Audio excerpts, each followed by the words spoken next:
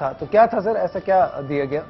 असल में कुछ दो पैच, सबसे पहले मैंने इन्हें चेक जब किया जी। तो मुझे महसूस हुआ कि रूहानी इलाज भी इनका साथ साथ चलाया जाए। ठीक है। इलाज के साथ तो इन्हें मैंने सूरह नूर की चंद आयतें पढ़ने के लिए बताई। फिर उसके बाद मैंने अपनी जो हमारा जो तरीक़ाकार है इलाज का, उसमें चंद मेडिसन्स हैं जो बादाम और उसका कलौंजी और से एक रोगन निकलवाते हैं। अच्छा। उसकी चंद और भी अज्जा उसके मौजूद हैं। तो उस रोगन को हमने ऊद सलीब और के अंदर इनको दवाइयों में मिक्स करके दिया, शरबत के साथ, शरबत दीनार के साथ। तो अल्लाह ताला ने उसके साथ इनको शिफा अता की। और ये कितने अरसे तक जो है ये? तकरीबन 6 माह से मेरे ख्याल 1 साल कम से कम इनको लगा, लेकिन 6 माह में अल्लाह ताला ने इनको हाथ पैर और मूवमेंट शुरू करवा दिया। और आपने कोई पैसे नहीं दिए इस बात? पैसे नहीं लिए। तो आप फिर कैसे घर कैसे चल रहा है? नहीं, घर मेरा चलता है और मैं जितने पेशेंट मेरे पास आते हैं उसमें 50% तो वैसे भी आज भी फ्री हैं। अच्छा। क्योंकि घर मेरा चलता है, मेरे क्योंकि बड़े भाई जो है सहारा मुझसे बनते हैं। अच्छा। और बिजनेस है उन लोगों का भी, उनके साथ में 1000 रुपये कंबाइंड है। मेरा सवाल सिर्फ ये है कि नाहिद जो है यहाँ पर, नाहिद खुद अच्छे घर से है माशाल्लाह, शी कैन अफोर्ड अपना इलाज। नहीं, असल में हालात इतने खस्ता थे उस वक्त जब मैंने किया इलाज शुरू, तो मेरा दिल ने चाहा कि मैं इनसे पैसे भी लूँ, ठीक है, और इनका इलाज भी किया जाए। फिर मेरा एक एम भी था कि मुझे ऐसे लोगों को, ऐसे मरीज जो आए सामने, जो कम से कम दुनिया उसको मना कर दे, लाइलाज कह दे, लेकिन अल्लाह की बारगाह में कोई लाइलाज हो नहीं सकता, क्योंकि अल्लाह के महबूब सल्लल्लाहु अलैहि वसल्लम ने फरमाया कोई मर्द अल्लाह ने ऐसा पैदा ना किया जिसकी शिफा ना। बिल्कुल, ठीक है। तो उस बात को दिमाग में रखकर इलाज शुरू किया, उसी का नाम भी लिया, दुआ भी करता रहा साथ कि अल्लाह मेरी इज्जत को रखना, जो मेरा दोस्त लेकर गया कम से कम उसकी इज्जत रह जाए, मेरी इज्जत अपनी जगह पर। मुझे ये भी नहीं पता था कि मैं आज यहाँ पर आकर बैठूंगा और इस बच्चे के भी लेकर आना पड़ेगा मुझे। जी। तो मेरे दिमाग में ये सारी बातें नहीं थी कि मैं किसी के सामने प्रॉपर तरीके से हो जाऊँ। तो अल्लाह की खालिस अल्लाह की रजा के लिए। अब आज शो के बाद पैसे तो नहीं लेना शुरू कर देंगे सर? वैसे तो अब तक तो हमारे यहाँ लोग आते हैं, मैं आपको बताऊँ, मेरे शो से जाते हैं जो फ्री में फी सबिलिल्लाह काम करते हैं, उसके बाद पैसे लेना शुरू कर देते हैं। आप अल्लाह से दुआ कीजिए ना, अल्लाह मुझे इस्तेकामत दे। इंशाल्लाह लेंगे तो मैं यहीं शो पे बताऊंगा लोगों को लेना शुरू कर दिया। ठीक है ना, तय हो गया। अच्छा जी, हमारे साथ यहाँ पर कुछ और मेहमानों ने हमें ज्वाइन किया है और उनके कुछ प्रॉब्लम्स हैं जो कि वो हमारे साथ शेयर करना चाहती हैं। हिफ्जा हमारे साथ हैं, उनके स्किन से रिलेटेड कुछ उनसे प्रॉब्लम्स हैं। इन्होंने काफ़ी इलाज करवाने की कोशिश भी की लेकिन कोई फ़ायदा नहीं हुआ। रूहानी इलाज भी इन्होंने करवाया और उसके बावजूद जो है वो कोई फ़ायदा नहीं हुआ। इसके अलावा हमारे साथ यहाँ पर मौजूद हैं समीना। समीना जो है वो मंजूर कॉलोनी में एक मौलाना रफ़ीक साहब थे, उनके पास गई और तबीयत काफ़ी ख़राब रहती थी, ब्लड प्रेशर भी था, इनको बुखार भी था और उन्होंने कहा कि समीना ने शायद कोई गंदी चीज़ जो है वो खा ली है या कुछ इस तरह से और उसका रिएक्शन है इनको।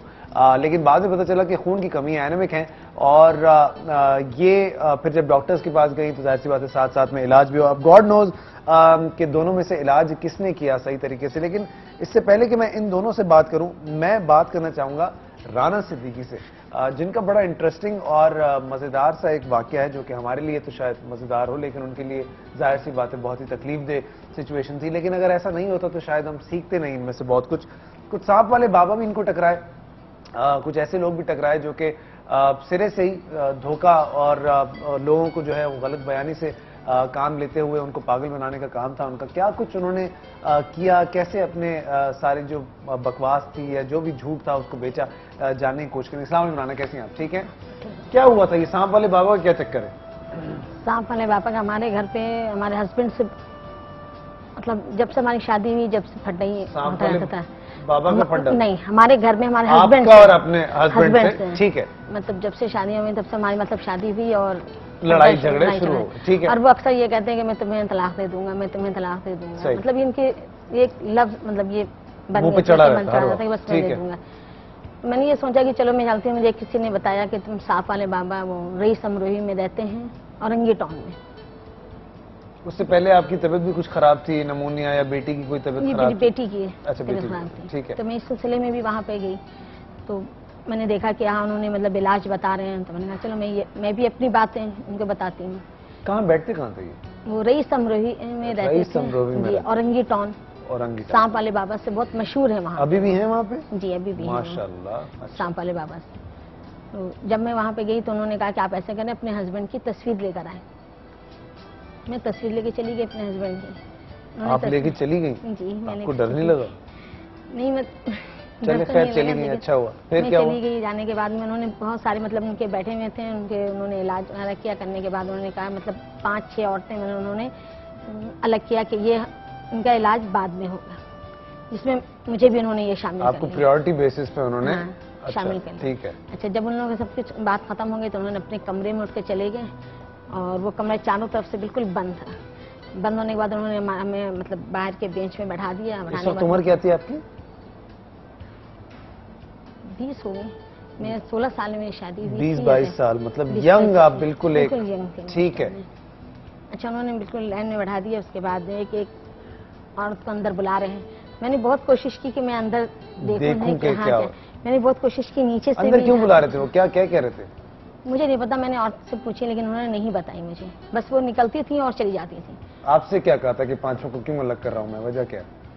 नहीं, उन्होंने कहा कि अंदर हम इलाज करते हैं और अंदर वो तस्वीरों में पढ़ते हैं, आप सामने बैठोगी तो ठीक है, इसकी पढ़ाई करेंगे और हमारी कमरा बंद करके। हाँ, हमारी तस्वीर होती है ये। ठीक है। तस्वीर हाथ में मैं पढ़ता हूँ। ठीक है, वो मैं बैठी थी, मैंने देखा कोई बता ही नहीं रही और मैं नीचे से भी देख रही हूँ दरवाजे झाँक कर, तो कुछ भी नहीं, नजर ही नहीं आ रहा है मुझे। फिर मैं वहाँ से उठ गए, मुझे बहुत डर महसूस होने लगा। मैं वहाँ से उठ के चली आई। फिर मैं दोबारा नहीं गई वहाँ पे। क्या लगा आपको, क्यों उठ गई आप? मैं से उठ गई कि बिल्कुल बंदा, बिल्कुल अंधेरा कमरा था। अंधेरे कमरे में? हाँ, बिल्कुल अंधेरे कमरे में किसी और की बीवी के साथ वो बंद होके और तस्बीहात पढ़ रहे थे? तस्बीहात पढ़ रहे, तस्बीहात और शौहर की तस्वीर सामने रख के तस्बीहात पढ़ रहे थे। तो इस चीज से मुझे बहुत दूसरी औरतों ने भी कुछ नहीं बताया? किसी ने मुझे कुछ नहीं बताया। मैं बार बार मैं पूछ रही हूँ लोगों से कि आप बता दो अंदर क्या हो रहा है। क्या एक्सप्रेशंस क्या थे उनके, क्या लग रहा था आपको, मसला क्या?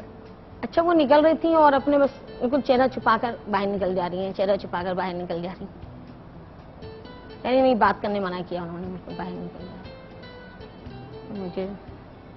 मुझे बहुत ज्यादा डर महसूस हुआ। मैं चेहरा छुपाने की ऐसी क्या बात थी, ये बात आप भी अच्छे तरीके से समझते हैं। एक कॉलर है, उनसे बात करते हैं। अस्सलाम वालेकुम जी। अस्सलाम वालेकुम मिसेस मुनव्वर जी। मिसेस मुनव्वर कैसी हैं आप? कनाडा से बात कर रही हूँ। एक जो रोमानी आपके पास उस कॉलर बैठे हुए, उनसे जरा सी मुझे ये बात आप बता दें कि ना, एक मेरी बहन है, उन्होंने हिस्टेक्टमी करवाई थी। वो खुद भी डॉक्टर है हॉस्पिटल में। तो डॉक्टर तो ऐसा हुआ था, एनेस्थेटिक ने उनको कुछ है ना नाइट्रोजन ज्यादा दे दी, तो उसकी वजह से वो अभी तक बेहोशी में है 10 सितंबर से, और ये दिन आ गया, अब तक उनको होश नहीं आया। अच्छा, ठीक है। तो आप चाहती हैं कि मैं हकीम साहब से इस बारे में बात करूं? जी हाँ, इस बारे में आप बात कर दें तो उनसे जरा सा सजेशन दे दें। ठीक है, हम बात करते हैं और हमारी भी दुआएं जो हैं वो उनके साथ हैं। अल्लाह उन्हें सेहत देगा इंशाल्लाह। एक छोटे से ब्रेक पे जाऊंगा, जैसे ही वापस आऊंगा तो इस हवाले से बात करना चाहूंगा और सांप वाले बाबा पर भी बात में कंटिन्यू करूंगा। इन्होंने किसी की पेशानी भी जलाई है, किसी का रूहानी इलाज आप ही की जलाई है। How sweet. ब्रेक से वापस आएंगे और मजीद आपको बताएंगे कि किस हद तक जहालत है इस मुल्क में।